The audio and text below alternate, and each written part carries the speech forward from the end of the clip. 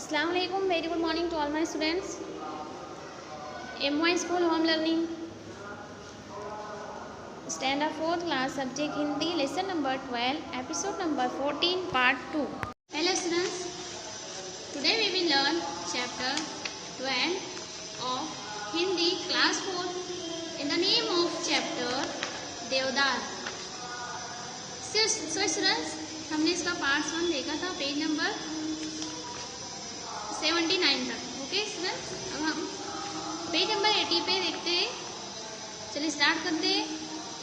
20 metre लंबे और 15 metre घेरे वाले एक देवदार पेड़ से लगभग 1 मीटर लकड़ी निकल सकती है. सो स्टूडेंट, हमने देखा था इससे पहले कि जो उसमें जो फूल खिलते हैं उसमें जो कोन की तरह कोन की शक्ल वाला जो फल आता है अप्रैल मई में आता है उसमें. ओके स्टूडेंट, उसमें जो फूल खिलते हैं वो सितंबर अक्टूबर में खिलते हैं. इसके जो फूल होते हैं वो पीले होते हैं और फिर जो फल आता है वो अप्रैल मई में आता है स्टूडेंट. यहाँ तक कि हमने देखा था स्टूडेंट्स. अब यहाँ पर 20 मीटर लंबे अगर रहे वो पेड़ लंबे तो उसमें कितनी लकड़ी निकलती है?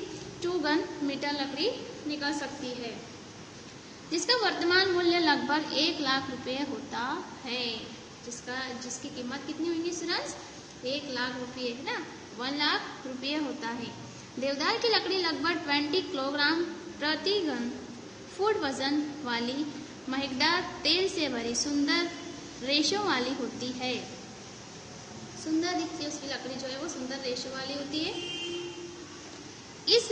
इस लकड़ी को मशीन द्वारा घिसने पर अच्छी चमक आती है. अगर उसको मशीन से घिसा जाए तो वो चमकती है. और सिप्रिस पॉलिश की पारदर्शी परत के नीचे रेशे बहुत सुंदर उभरते हैं. इसकी पॉलिश भी की जाती है तो उससे वो बहुत ही सुंदर लगते हैं. इसकी लकड़ी पीली, सघन, सुगंधित, हल्की, मजबूत वो टिकाऊ होती है. इसकी जो लकड़ी है बहुत ही मजबूत होती है. ये सुगंध बहुत हल्की भी होती है, टिकाऊ भी होती है, बहुत मजबूत होती है ना, खुशबूदार होती है. इसकी लकड़ी में कीड़े और फफूंद नहीं लगती. देखोगे आपने कि दूसरी जो लकड़ी होती है उसमें आमतौर पर बहुत ही फफूंद वगैरह कीड़े वगैरह हो जाते हैं ना, भूसा निकलता है उसको. इस तरह से देखें आपने लकड़ी, लेकिन ये इस तरह से नहीं है. ये लकड़ी जो है इसमें फफूंद नहीं लगती है, ना ही कीड़े पड़ते हैं, कीड़े होते हैं इसमें. ओके, और इस पर पानी का भी कोई असर नहीं होता. इस पर जो है वो पानी का भी कोई असर नहीं होता. अक्सर आपने देखा होगा कि कुछ लकड़ी की जो चीज़ें होती है वो पानी में खराब हो जाती है, लेकिन ये लकड़ी ऐसी नहीं है, इसको पानी में भी खराब नहीं होती है. पुराने ज़माने में देवदार के वनों की पर्याप्त उपलब्धता के कारण इसकी लकड़ियों से रेलवे स्लीपर बनाए जाते थे. इसकी लकड़ियों से क्या बनाए जाते थे? पुराने ज़माने में रेलवे स्लीपर्स बनाए जाते थे. पर अब इसकी लकड़ी भवन निर्माण तथा फर्नीचर इत्यादि के लिए भी मुश्किल से ही उपलब्ध हो पाती है. लेकिन अब बहुत ही मुश्किल से मिलती है इसकी फर्नीचर बनाने के लिए.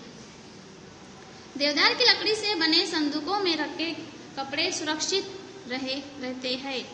इसकी संदूक अगर बनाई जाए तो उसमें जो कपड़े हैं वो सुरक्षित रहते हैं. उनमें कीड़े नहीं लगते क्योंकि देवदार की लकड़ी में एक विशेष प्रकार का तेल रेजिन होता है. इसमें एक किस्म का एक तेल होता है, रेजिन होता है, जिससे लकड़ी जो है वो खराब नहीं होती, ना फफूंद पड़ती है ना ही खराब होती है, कीड़े पड़ते हैं उसमें. ओके, यही तेल इस लकड़ी को कीड़ों व कीटाणुओं से बचाता है. उसके अंदर जो तेल होता है लकड़ी के अंदर, वही जो तेल है उससे कीड़े और कीटाणु से बचाता है. इस तेल को एक वैज्ञानिक विधि द्वारा प्राप्त किया जाता है. ये तेल दवाइयों में अलावा नावों में जोड़ों को पक्का करने के लिए भी इस्तेमाल में लाया जाता है. देखिए, बोटिंग को अगर हम पक्का करने के लिए जो जोड़ते हैं उसमें भी ये तेल काम में आता है, और दवाइयों में भी इसका इस्तेमाल किया जाता है. इसकी लकड़ी की छीलन और बुरादे से भी लगभग 2.5 से 4% तक वाष्पशील तेल प्राप्त होता है, जो हिमालय स्वीट तेल के नाम से जाना जाता है. इसमें जो तेल निकलता है वो आयुर्वेदिक निकलता है, जिसे हिमालय स्वीट तेल के नाम से जाना जाता है.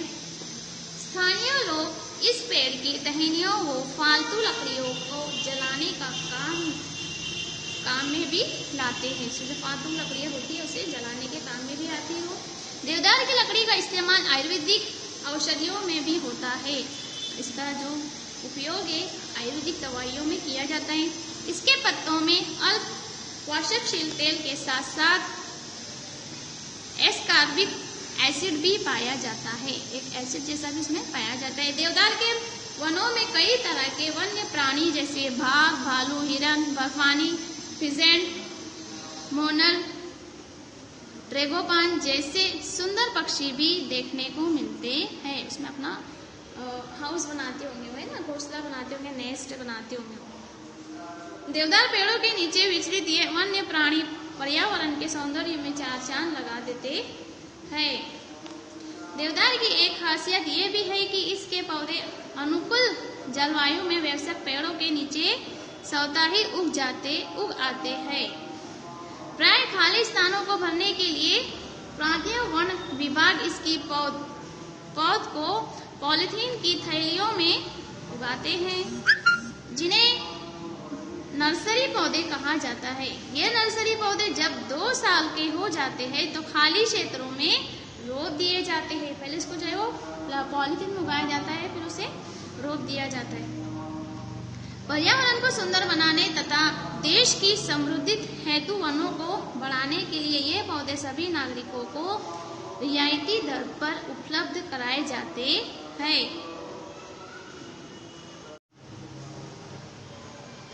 देवदार के अनेक उपयोगों को ध्यान में रखते हुए हमें इसके वनों को संरक्षण में ज्यादा से ज्यादा योगदान देना चाहिए और खाली क्षेत्रों में देवदार के पौधे अधिक से अधिक संख्या में लगाने चाहिए। जहाँ पर ब्लैंक जगह होती है, खाली जगह होती है, वहाँ पर जो है पेड़ लगाना बहुत जरूरी है स्टूडेंट, क्योंकि हमें हमारे इन्वायरमेंट को सेव रखने के लिए ज़्यादा से ज़्यादा पेड़ लगाने की ज़रूरत है स्टूडेंट्स। ओके, ताकि हमारा इन्वायरमेंट जो है वो सेव रहे। ओके स्टूडेंट, तो हमें भी चाहिए कि ज़्यादा से ज़्यादा पेड़ लगाइए ताकि हमारा जो इन्वायरमेंट है वो सेफ रहे। ओके स्टूडेंट, सो स्टूडेंट यहाँ हमारा पार्ट 2 फिनिश होता है स्टूडेंट।